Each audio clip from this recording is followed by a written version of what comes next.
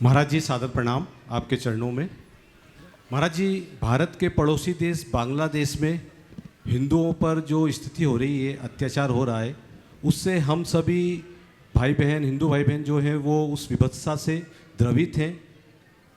उसी को लेकर के आपका मार्गदर्शन चाहिए, प्रथम तो ये।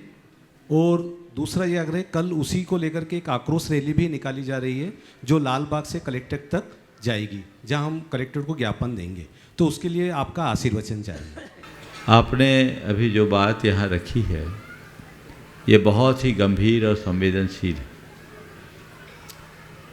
बल्कि ये घोर निंदनीय, और इसे निंदनीय ही नहीं अमानवीय कृत्य के रूप में देखा जाना चाहिए।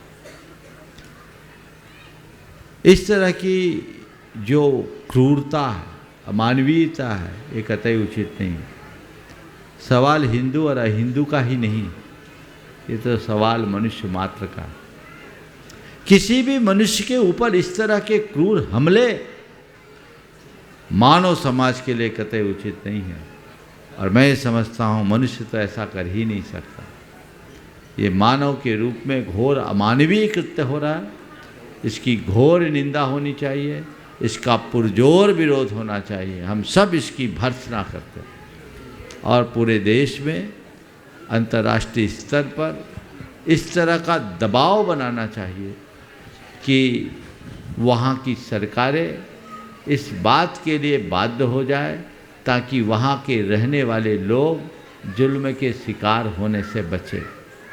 ये प्रयास होना चाहिए। आप लोगों ने जो कल अपना एक विरोध प्रदर्शन का भाव प्रकट किया, आपका ये मौलिक अधिकार नहीं, ये आपका कर्तव्य भी है कि हम अपने ही लोगों के साथ होने वाले जुल्म के लिए मूक दर्शक बनकर नहीं रह सकते। हमें उनका प्रतिरोध तो करना ही है और मुखर प्रतिरोध करना चाहिए, लेकिन इतना ज़रूर कहूँगा, हमारा सारा प्रतिरोध संयत तरीके से होना चाहिए और शालीनता के साथ होना चाहिए। इस बात को सभी को ध्यान में रखना चाहिए।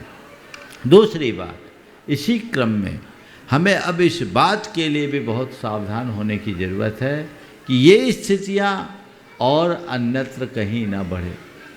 इस तरह की जो मनोवृत्ति है वो देश के भविष्य के लिए उचित नहीं है। हमें इस पर अंकुश लगाना होगा और समाज में ऐसी जागरूकता लानी चाहिए जिससे समाज संगठित हो, समरसता के साथ आगे बढ़ सके।